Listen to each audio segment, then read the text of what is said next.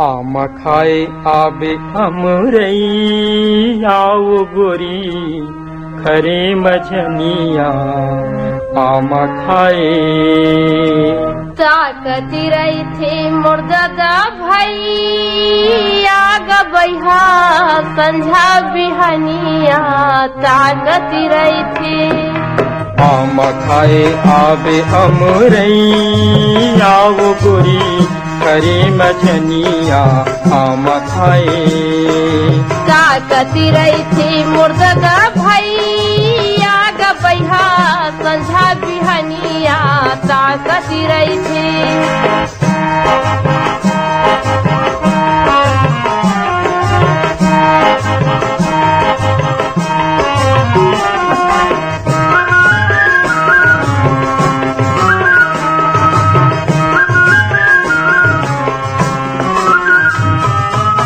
माघ महीना गोरी आमा मऊरे वो आमा मऊरे।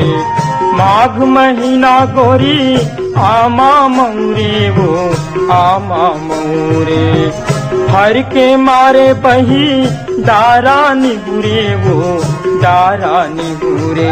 पवन चले पूरे वही आओ गोरी खरे मझनिया आम खाए।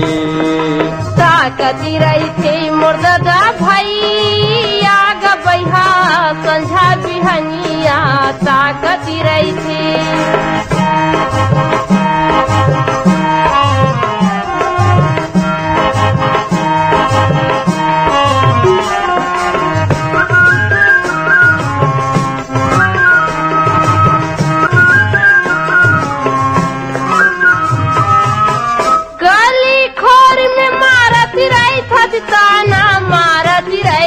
ताना गली खोर में मारती रही ताना मारती रही ताना। कहाँ देखो मर मन के मिलावना गा मन के मिलावना करके कुछ और हर तया नाग बैहा संझा बिहनिया ताकती रही थी। आम खाए आबे अमरई आओ गोरी करे मझनिया आम खाए।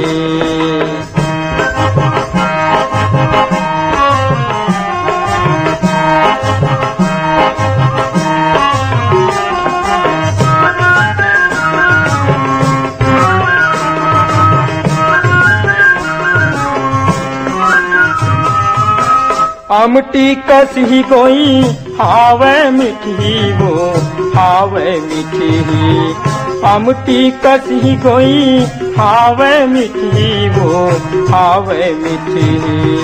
सिंदरी सुपारी गई आमा कलमी वो आमा कलमी।